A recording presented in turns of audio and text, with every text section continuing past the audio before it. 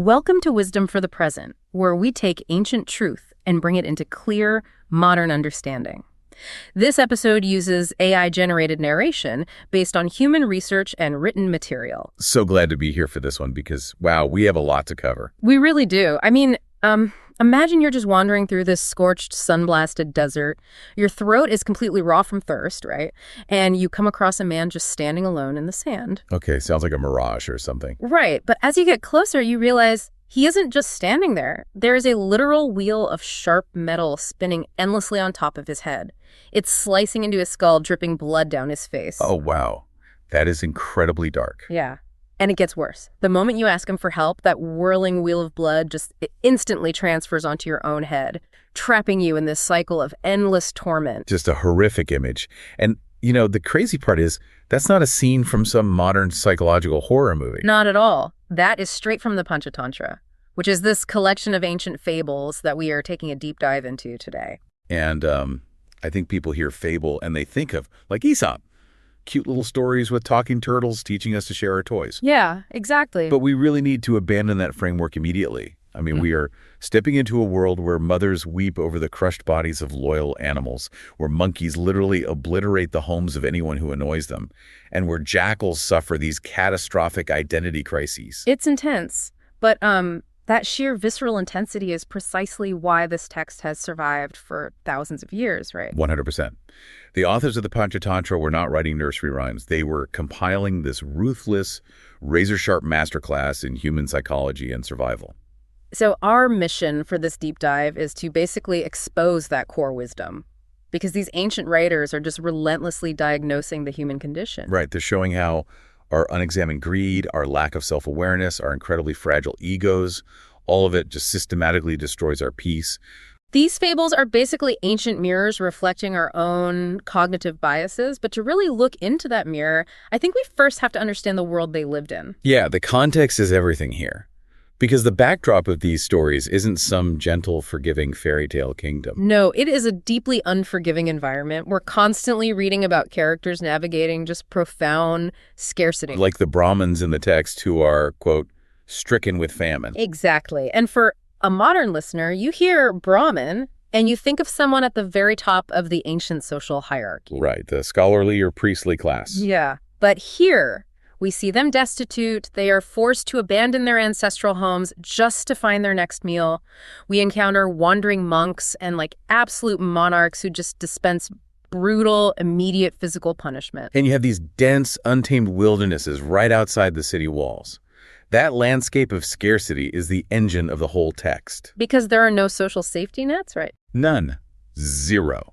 You make one single bad decision, and you don't just have a stressful afternoon.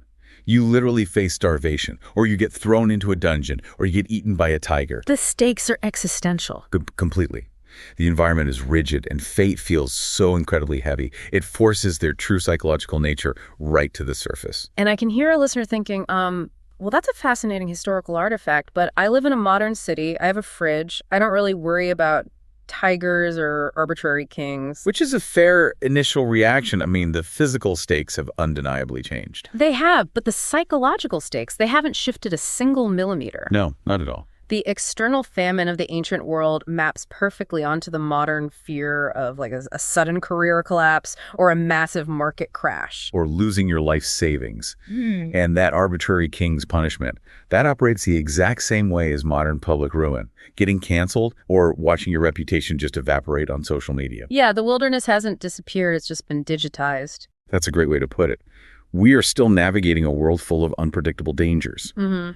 The anxiety that ancient Brahmin felt is neurochemically identical to the anxiety a modern professional feels staring at, a looming round of corporate layoffs. Right. Which brings up a major obstacle people face when reading texts like this today, because the punishments in the Panchatantra feel so incredibly disproportionate. Oh, absolutely. Like the wheel of blood we mentioned. A guy wants some extra gems, and his punishment is a metal wheel slicing his brain for eternity. It feels barbaric, but the challenge is to look past that literal brutality and see the psychological mechanism. Because they're using extreme physical metaphors to illustrate this profound internal truth. That our poor decisions genuinely construct personalized hells for us. We trap ourselves long before society ever punishes us. Yeah, the physical violence is just a visible manifestation of internal psychological violence. Yeah. When we act out of blind panic, the damage we do to our own psyche is just as permanent as that wheel of blood. And there is literally no better or more heartbreaking example of that than the story of the mongoose. Oh, man. This story is just devastating. It really is. It takes us from the macro-level harshness right into the intimate vulnerability of the home. It's all about what happens when we react without thinking. Let me paint the scene here. Please do, because the setup is incredibly deliberate. Right, so we have this Brahmin and his wife. They have a single infant son, their most precious vulnerability, but they also have a pet mongoose. And the text goes out of its way to show how much she cares for this animal. Yes, she actually cared for it like a second child. She even feeds it her own milk, which establishes this profound maternal bond. Yeah, and this is the crucial part running parallel to that bond, is this powerful evolutionary fear. Right, her internal monologue says, a mongoose is a wild animal, it might hurt my baby. She's nurturing it, but fundamentally suspicious of its nature. She's holding these two contradictory realities in her mind. And that latent fear is basically a loaded gun. So one afternoon, she has to fetch water. She leaves the baby in the crib and gives her husband one very explicit instruction. Guard the child from the mongoose. Exactly. Not from intruders, but from the mongoose. But the husband, with just this casual negligence, wanders off to beg for alms. He leaves the infant entirely alone with the wild animal. The tension the author builds there is masterful. The protector leaves. The perceived threat remains. Then the real threat emerges. A deadly, venomous snake slithers out of a hole in the wall and heads straight for the crib. And the mongoose steps up. It acts on its protective instincts toward its brother. A vicious fight happens. The mongoose tears the snake to pieces, saving the baby's life. Incredible. The animal is so elated, it runs outside to greet the returning mother. But its mouth and paws are absolutely covered in the snake's blood. Which is the most catastrophic visual collision imaginable. It presents itself as a hero, but it's wearing the exact costume of the mother's worst nightmare. The mother walks up, carrying this heavy jar of water. She sees the blood on the mongoose's face, and her brain it entirely short circuits. She doesn't walk into the house? Nope. Doesn't check the crib, doesn't investigate. Her pre-existing fear just overrides every ounce of rational thought. She suffers a total cognitive collapse. Assuming the mongoose devoured her son. So in this blind, hysterical panic, she lifts the heavy water jar and drops it squarely on the mongoose, crushing her loyal pet to death instantly. The finality of that action is just chilling. And the absolute devastation comes moments later. She rushes inside, finds the baby sleeping peacefully, entirely unharmed, and she sees the shredded snake on the floor. The realization must have hit her like a physical blow. She's left weeping over the crushed body of the animal that just saved her child, screaming in agony about her own tragic haste. It is just gut-wrenching. It really is. And when we pull the mechanics of this story into the 21st century, the implications are staggering. This is the ultimate ancient diagnosis of the snap judgment. Which is more relevant today than maybe ever before. Oh, definitely. Think about the architecture of our modern digital age. We've built an entire communication ecosystem that literally rewards instant reactions. The algorithms prioritize outrage, rapid-fire commentary. We are undergoing daily mass training to act before we think. The digital landscape is essentially a factory for producing bloody mongoose faces. Wow, that is exactly what it is. Right. You scroll your feed, you see an out-of-context headline that perfectly confirms your worst fears. You don't read the article. You don't check the methodology. You immediately share it with a furious comment. You drop the metaphorical water jar. Yes. And the neurology behind this is fascinating. It really is. When the mother sees the blood, she experiences what psychologists call an amygdala hijack. Okay, break that down for us. So, the amygdala, the primitive fear center of the brain, perceives an existential threat. It instantly shuts down the prefrontal cortex, which is the area responsible for logic, critical thinking, nuance. So the brain basically decides that gathering more info is a luxury it can't afford. Exactly. It initiates an immediate survival response. So when you get like a vague, slightly aggressive text from your partner or a coworker's tone shifts in a meeting, your brain processes that ambiguous social data as a literal threat to your survival. You see the blood on the muzzle. your heart rate spikes, palms sweat, You are absolutely certain you are being attacked, and because that uncertainty is agonizing, you take immediate action to resolve it. You send the scorching email, you initiate the massive argument, you basically crush the mongoose before you ever bother to walk into the house and check the crib. Which brings us to the practical application.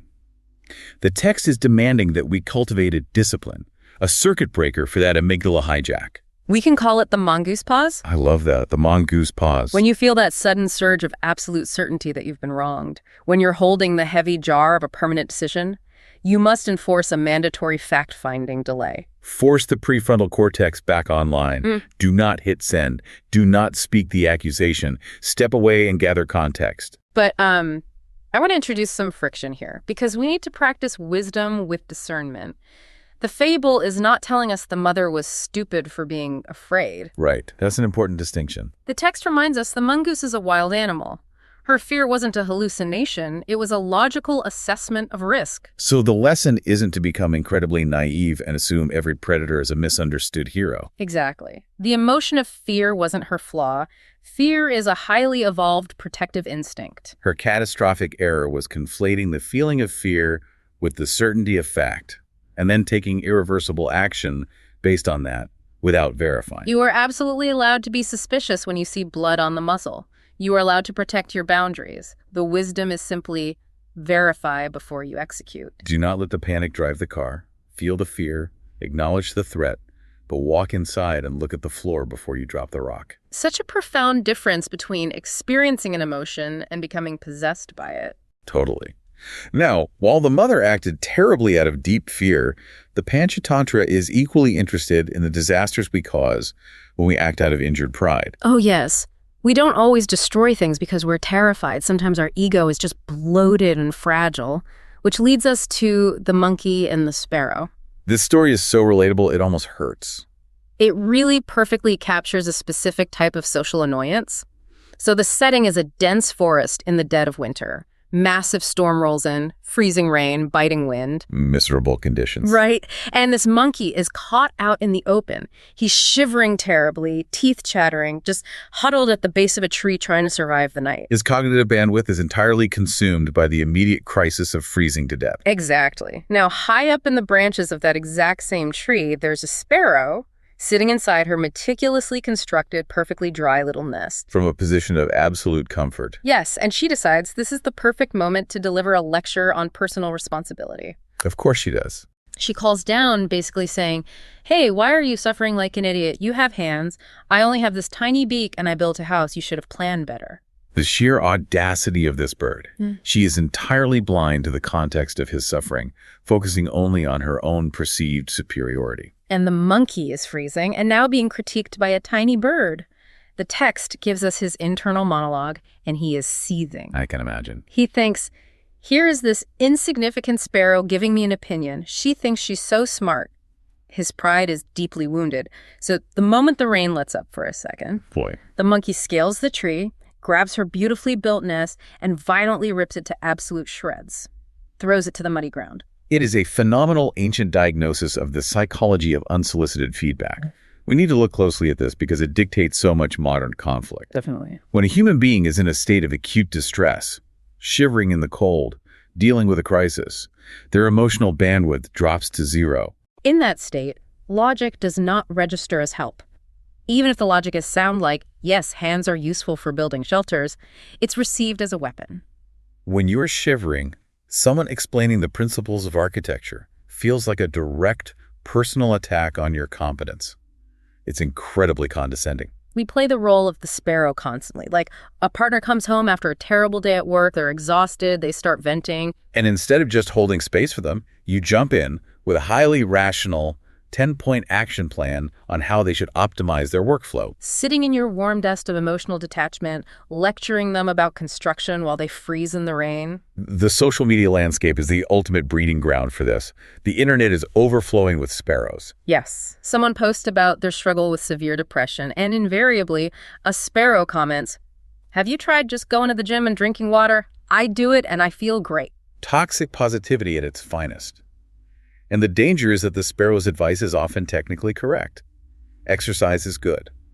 The monkey should build a shelter. But the objective truth is entirely negated by the catastrophic failure of timing, tone, and empathy. The sparrow is offering a solution to a problem the monkey isn't asking her to solve. And it costs the sparrow her home.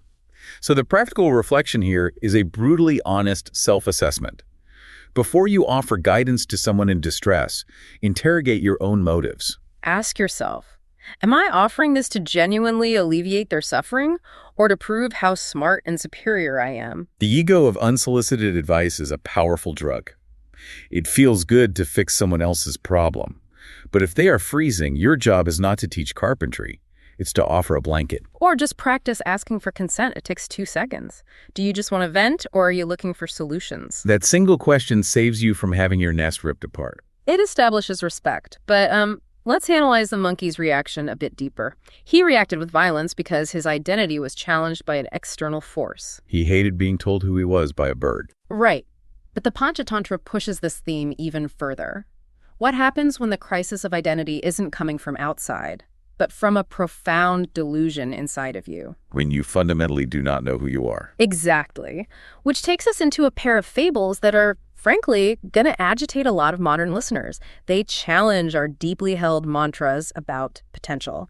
The first is the jackal and the lions. The setup here is wild. A lioness ends up adopting a tiny baby jackal, brings it to her den, nurses it alongside her own 2 biological lion cubs. Raises them all with equal affection. Yes. And the jackal cub grows up entirely ignorant of his true biology. He fully internalizes the belief that he is a lion. He is completely committed to the bit. No concept that his hardware is different from his brother's. And that delusion holds up perfectly in the safety of the den. But eventually they venture into the deeper forest and encounter a massive wild elephant. Okay, here we go. The 2 lion cubs are guided by their innate genetic programming, their dharma. They see the elephant, predatory instincts engage, and they get ready to attack. But the jackal's reaction is entirely different. The moment he sees the elephant, his true biological nature violently overrides his conditioned belief. He is gripped by cellular terror. He panics and runs screaming back to the den. The illusion just shatters under pressure. The lion cubs come back later, relentlessly mocking him. Our brother is a coward. And the jackal's ego is bruised, so he gets highly defensive and challenges them to a fight. This is the critical moment. The mother lioness pulls the jackal aside. She doesn't yell. She's incredibly gentle, but delivers a message of unbending firmness. Right, she says, you are handsome, strong, and smart. But in your family, elephants are not killed. She essentially says, I love you, but you're a jackal. Run away before these growing lion cubs realize you aren't one of them and kill you. In your family, elephants are not killed. A devastatingly clear boundary line around his potential. And before we unpack that, I want to weave in the parallel story here. The donkey and the lion skin. A classic. We have a starving, overworked donkey. His owner drapes the skin of a dead lion over him and turns him loose in a farmer's barley field at night. The silhouette terrifies the farmers, so they run away. The disguise provides immense immediate benefit. The donkey is living the dream, gorging on barley, unchallenged. But one night, he hears a female donkey braying in the distance. Oh. The biological urge is too strong. He throws his head back and lets out a massive hee-haw. The true voice betrays the costume. Instantly, the farmers realize it's a donkey in a suit, run out and beat him mercilessly. So 2 variations of the same disaster. A jackal who doesn't know he's a jackal, and a donkey actively pretending to be a lion. Both face ruin when pressure forces their true nature to the surface. Now, I have to stop and push back on the philosophy here, because through a modern Western lens, this feels deeply offensive. I know exactly what you're going to say. We are raised on the unshakable cultural mantra that you can be absolutely anything you want to be. Telling a child, you can't fight elephants because of your biology, stay in your lane, feels rigid and exclusionary. It reads like enforcing an ancient deterministic caste system. Right. I can easily see a listener rejecting this as archaic, oppressive nonsense. That is a highly valid resistance. And to practice wisdom with discernment, we must acknowledge the historical reality. Right. These stories were composed in a society with a rigid caste system. They were used to reinforce social immobility. Yes. However, if we strip away the sociological baggage, the psychological wisdom remains potent. It isn't about enforcing a class system. It's about the undeniable importance of authenticity and the extreme danger of sustained self-delusion. But doesn't telling people they have inherent limitations kill ambition? It doesn't kill ambition. It redirects it toward a survivable reality. Let's map this onto modern personality psychology. If you are temperamentally a jackal, say, highly sensitive, introverted, cautious, Okay. and you delude yourself into thinking you have the hardware to be a hyper-aggressive, confrontational lion fighting the elephants of high-stakes corporate litigation, that delusion will destroy you. You might survive for a while in the lion's skin, but the cost of the disguise is immense. The metabolic cost of suppressing your true nature is burnout. Yeah. Your true your exhaustion, your anxiety will inevitably slip out under a crisis. This fundamentally shatters how we talk about imposter syndrome today. How so? Well, we talk about imposter syndrome as if it's always a false belief. The self-help industry says if you feel like a fraud, it's just anxiety. Fake it till you make it. Just pretend you're a lion. And the Panchatantra suggests a radically different, highly uncomfortable possibility. Sometimes feeling like an imposter means you are an imposter. It's an internal alarm system screaming at you. It means you're in the wrong room, playing a game that requires instincts you simply don't possess, while ignoring the unique strengths you do have. I struggle with how harsh that sounds, but it's also incredibly liberating.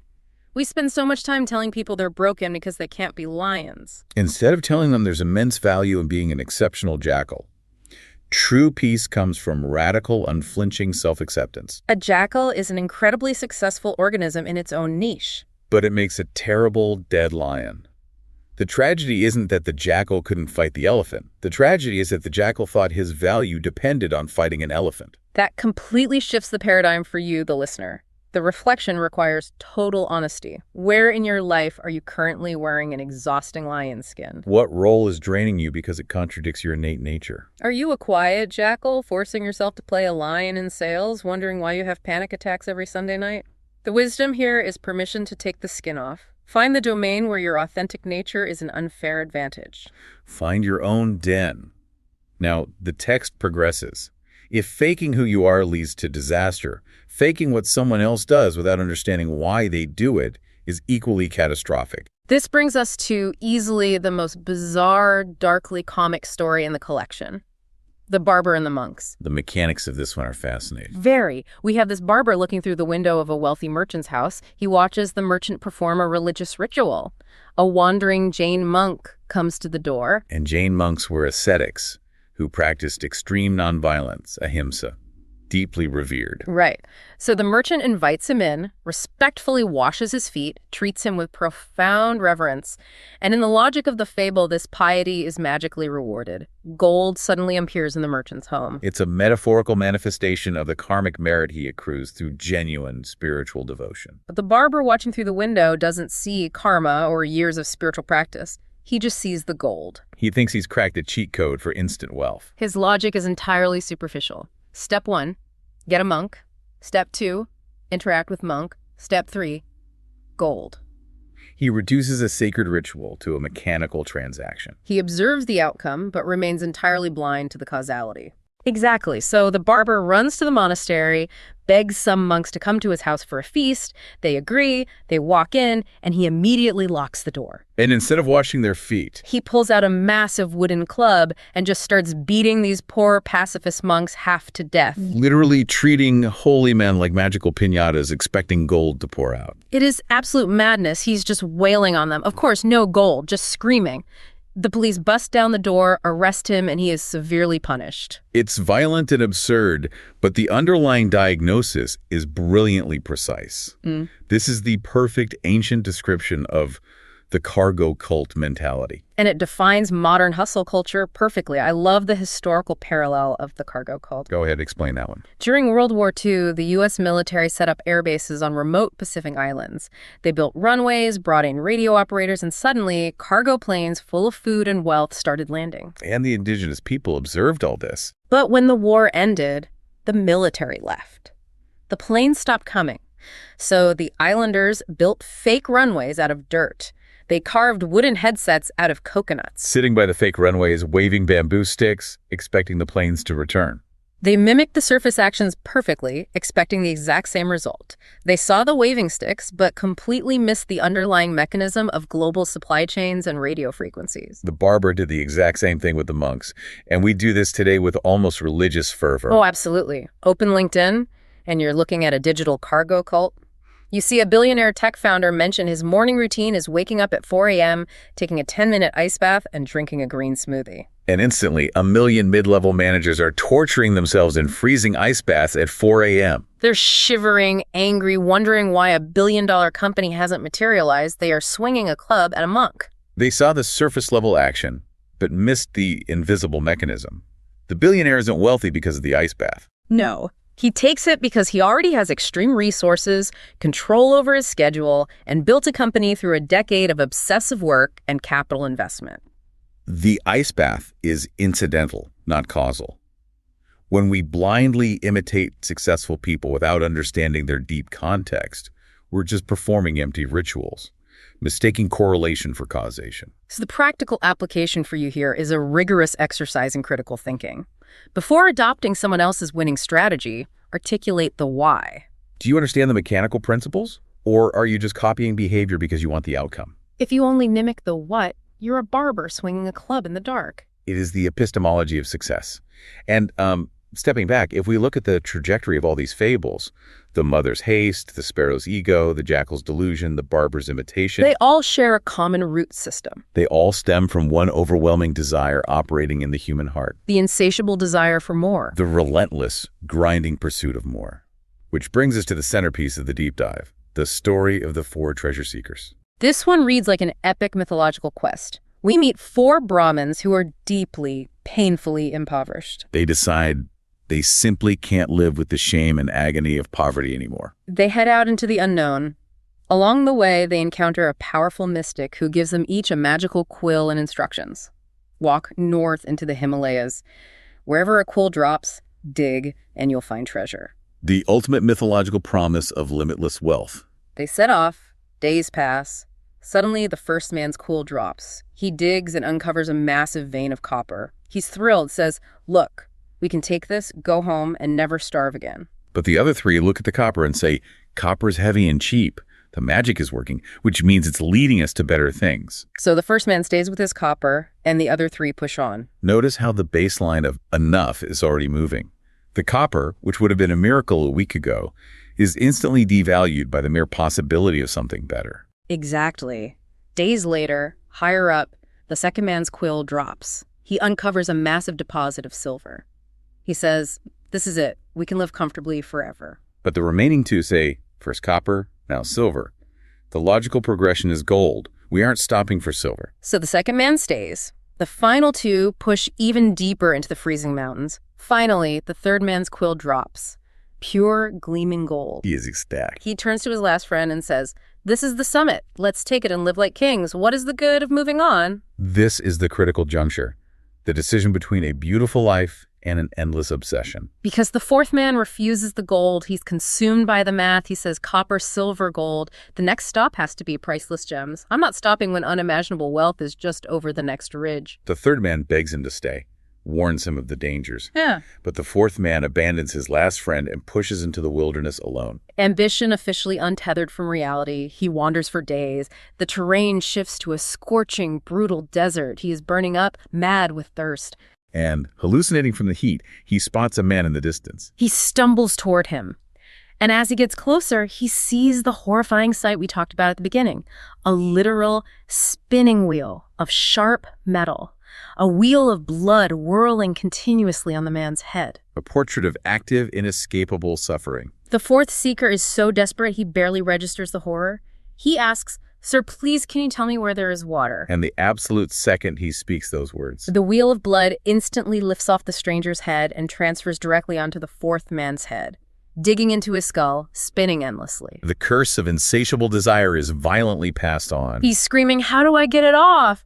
And the stranger, finally freed, says, "It will only come off when another man, driven mad by the exact same greed, wanders out here and speaks to you." I am always blown away by the metaphor of the wheel of blood. The ancient writers perfectly illustrated the hedonic treadmill, layered with severe phobo fear of better options. Let's map this onto modern life because it is chillingly accurate. We start out wanting the copper, the entry-level job, an apartment that doesn't leak, paying the rent. And when you get it, it feels like a miracle. Hmm? But your neurochemistry adapts so quickly. Dopamine baseline resets. The copper is the new normal, and you see others finding silver. Silver is the promotion, disposable income, a nice car. And then the gold. Gold is essentially the dream. Health, a family, total financial security. Your spouse or your conscience says, this is gold, let's just enjoy this beautiful life, we won. But the tragedy of the modern condition is that society, algorithms, and our own unchecked ambition constantly whisper there might be gems over the next hill. If I just launch one more startup, get my net worth to 10 million, get 100,000 more followers, then I'll be happy. You abandon the gold. You sacrifice your health, isolate yourself, push past diminishing returns, and walk straight into the desert of burnout. Exactly when you encounter the wheel of blood. It deeply mirrors the Buddhist concept of the hungry ghosts, beings with massive, swollen stomachs, but tiny, needle-thin necks. Consumed by an insatiable appetite, but impossible to ever swallow enough to feel full. Forever starving. The wheel of blood represents the exact moment when the pursuit of wealth stops being a tool for a better life and transforms into a self-inflicted torture mechanism. You literally get the pursuit stuck in your head. The wheel is the CEO with $50 million who can't sleep because his rival has 60. The money isn't buying joy, it's just slicing his head open. The fourth man traded pure gold and friendship for a permanent curse, simply because he lacked the discipline to stop walking. So the sobering reflection for the listener is a reality check on your own ambition. What is your gold? Have you mathematically defined the exact point where you will say, I have enough? Because if you haven't explicitly defined your gold, you are secretly walking toward the wheel of blood. The horizon of more recedes infinitely. You have to know where your finish line is. Or you will run until you collapse in the desert. Heavy, heavy realization. But this brings up a crucial final question. Because if we shouldn't act in fearful haste like the mother, or blind ego like the sparrow, or unchecked ambition like the treasure seeker. It feels like every action is a trap. Right. So how do we make decisions? Are we just supposed to sit paralyzed? The authors anticipate that exact friction. They provide a beautiful, simple counterbalance with a brief story about 3 creatures in a pond, 2 fishes and a frog. I love the simplicity here. The names tell you everything. The 2 fishes are highly intellectual, complex creatures. One is 100-wit, because his brain generates 100 clever ideas. The other is 1,000-wit, a master strategist with 1,000 brilliant plans. And the frog is humble, grounded, simple, named Single-wit. He only knows one thing. So one evening, they overhear human fishermen talking on the bank saying, "We will come back tomorrow, drain the water, and catch them all." A clear, undeniable existential threat arriving tomorrow. Single-wit the frog turns to the fishes and says, "Did you hear that? I'm leaving this pond right now." And the fishes just laugh at him. 100-wit says, "Don't be dramatic. I have 100 evasion maneuvers." 1,000-wit says, "I have 1,000 magical spells and hiding places in the mud. We are far too smart to be caught." Caught up in the arrogance of their own intellect. They believe their capacity to analyze the problem makes them immune to the problem. They spend the whole night debating theoretical probabilities, constructing mental flowcharts. Meanwhile, the frog says, "Well, my only wit tells me to jump." He takes his wife, hops out, and walks to another pond. And the inevitable reality arrives the next morning. The fishermen show up, cast their nets, drain the water, and despite hundreds of brilliant theories, both fishes are caught and killed. The frog watches safely from the distant pond. A profoundly necessary reality check on over-intellectualizing problems. We worship complexity and analysis, but intellect is completely useless if it paralyzes you in the face of obvious incoming danger. The ultimate ancient description of analysis paralysis. We debate the problem until it kills us. Sometimes the most profound practical wisdom is simple, decisive action based on clear reality, not theoretical debate. If you are in a highly toxic work environment the fishermen are coming to, you don't need a 1,000-wit strategy to perfectly analyze your boss's childhood trauma. You need single-wit wisdom. You need to jump to a different pond. Stop debating the fishermen and just jump. Stop engineering 100 ways to survive the toxic relationship and just leave. That is incredibly freeing. As we step back and look at the grand sweep of these fables, there is a final provocative thought I want to leave you to mull over. A theme that connects every single disaster we've discussed today. What's the hidden thread? Notice exactly where the tragedy occurs in every single story. It always, without fail, happens in isolation. Oh, wow, you're right. The mother drops the rock on the mongoose when she's entirely alone in her panic without her husband to check her logic. The jackal suffers his crisis when isolated from his true kind. The fourth treasure seeker explicitly abandons his friend who told him to stop at the gold and wanders into the desert alone. The fishes isolate themselves in their own intellectual arrogance, refusing the community advice of the frog. They are all alone at the exact moment of their failure. The isolation precedes the destruction. Perhaps the true underlying wisdom of the entire Panchatantra is that the human mind, left entirely to its own devices, its unchecked fears, fragile ego, and bottomless desires, is its own most dangerous predator. We simply cannot survive purely on our own wits. We need community to provide reality checks when we see blood on the mongoose, friends to tell us when we've found enough gold, a tribe that tells us we don't need to fight elephants. Without that grounding community, we are incredibly vulnerable to the illusions of our own ego. That is an incredible takeaway to end on. We literally need each other to stay sane. We cannot navigate the fables of our own lives alone. Precisely. That's the heart of this section. This is Wisdom for the Present, where understanding leads to clarity, and clarity shapes how we see and live. We'll see you in the next episode.